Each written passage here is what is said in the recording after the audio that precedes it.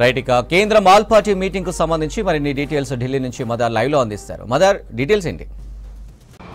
అనిల్, మరి కాసేపట్లోనే all party meeting ప్రారంభం కాబోతోంది. బంగ్లాదేశ్ లో నెలకొన్నటువంటి పరిస్థితుల పైన ఈ ఆల్ పార్టీ మీటింగ్ ని ఏర్పాటు చేసుకున్నట్లు కేంద్రం ఇప్పటికే అన్ని పార్టీల ఫ్లోర్ లీడర్లు అలాగే అధ్యక్షులకు ఆహ్వానాలు అనేది కూడా పంపించారు. 10 గంటలకు ఈ భేటీ అనేది కూడా ప్రారంభం అవుతుంది. అయితే ఈ భేటీలో కీలకంగా బంగ్లాదేశ్ లో ప్రస్తుతం ఉన్నటువంటి సిచ్యువేషన్స్ ని వివరించడంతో పాటు వ్యూహాత్మకంగా ఎలా వ్యవహరించాలి, భారత్ వైఖరి ఏ విధంగా ఉండాలనే దానిపైన ఆల్ పార్టీ మీటింగ్ లో చర్చ అనేది కూడా జరగబోతోంది. అన్ని పార్టీలకు సంబంధించిన ఫ్లోర్ లీడర్ల నుంచి సలహాలు సూచనలు అనేది కూడా తీసుకోబోతున్నారు.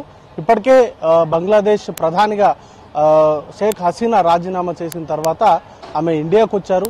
నిన్న సాయంత్రం ఢిల్లీకి చేరుకున్నారు. ఢిల్లీలో ఆమె ప్రస్తుతం తలదాచుకుంటున్నారు. కాబట్టి ఇప్పుడున్నటువంటి సిచ్యువేషన్లో బంగ్లాదేశ్లో ప్రస్తుతం ప్రభుత్వ మార్పిడికి సంబంధించిన కార్యక్రమాలు జరుగుతూ ఉన్నాయి. ఇప్పటికే భారత్ అలాగే బంగ్లాదేశ్ సరిహద్దుల వెంబడి హై అలర్ట్ అనేది కూడా ప్రకటించారు. సుమారు 4078 కిలోమీటర్ల సరిహద్దు భాగం ఉంది. చాలా లాంగ్ డిస్టెన్స్ సరిహద్దు మనతోటే పంచుకొని ఉంటుంది బంగ్లాదేశ్ అనేది.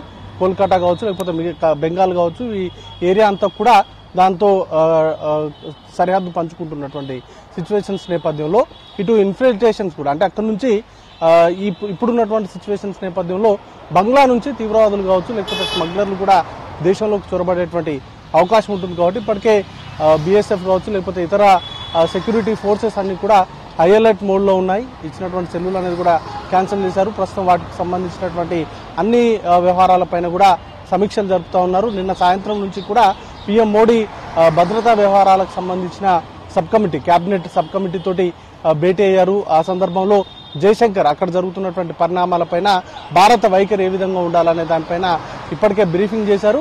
ఇప్పుడు జరగబోయేటువంటి ఆల్ పార్టీ మీటింగ్ లో కూడా విదేశాంగ శాఖ మంత్రి జయశంకరే మొత్తంగా పరిస్థితులకు సంబంధించి అన్నిటి కూడా ఆల్ పార్టీ లీడర్స్ కి ఎక్స్ప్లెయిన్ చేస్తారు. ఇష్యూ జరిగినప్పటి నుంచి కూడా అంటే నిన్న షేక్ హసీనా ఇండియాకు వచ్చినప్పటి నుంచి కూడా భారత్ తీసుకున్నటువంటి చర్యలు కావచ్చు, అలాగే భవిష్యత్తులో తీసుకోబోయేటువంటి చర్యలకు సంబంధించి వివరించబోతున్నారు. అలాగే ఇటు ఆల్ పార్టీ లీడర్స్ ఇచ్చేటువంటి సూచనలు సలహాలను కూడా వాటిని దాంట్లో ఇంప్లిమెంట్ చేసేటువంటి అవకాశం ఉంటుంది. ఈ ఆల్ పార్టీ మీటింగ్ కి రాహుల్ గాంధీ సహా ఇతర ఫ్లోర్ లీడర్ల సంబంధించినటువంటి వాళ్ళందరూ కూడా హాజరయ్యేటువంటి అవకాశం ఉంది. నిన్న ప్రధానితో భేటీ తర్వాత స్వయంగా రాహుల్ గాంధీయే విదేశాంగ శాఖ మంత్రిని కలిసి అక్కడ ఉన్నటువంటి పరిస్థితులపైన ఆరా అనేది కూడా తీశారు. ఓవరాల్ గా ఒక కన్స్ట్రక్టివ్ గా అందరినీ కలుపుకొని ఈ ఇష్యూస్ కు సంబంధించి, ఎందుకంటే నైబరింగ్ స్టేట్ గా ఉంది. గత కొంతకాలంగా కూడా బంగ్లాదేశ్ తో మనకు మిత్ర దేశంగా ఉంది. కాబట్టి ఆ దేశానికి ఏ విధంగా వ్యవహరించాలి, ఇప్పుడున్నటువంటి సిచ్యువేషన్స్ నేపథ్యంలో వారికి వ్యూహాత్మకంగా ఎలా వ్యవహరించాలనే దానిపైనే కీలకంగా ఈ భేటీలో చర్చ అనేది కూడా జరగబోతోంది. ఇక బంగ్లాదేశ్ లో మాత్రం రోజు రోజుకి గంటకి కూడా పరిస్థితులు తీవ్రంగా మారుతూ ఉన్నటువంటి పరిస్థితి ఉంది. మొన్న మొదలైనటువంటి అల్లర్లు నిన్న ప్రధాని రాజీనామా తర్వాత కూడా ఇంకా శాంతింపలేదు.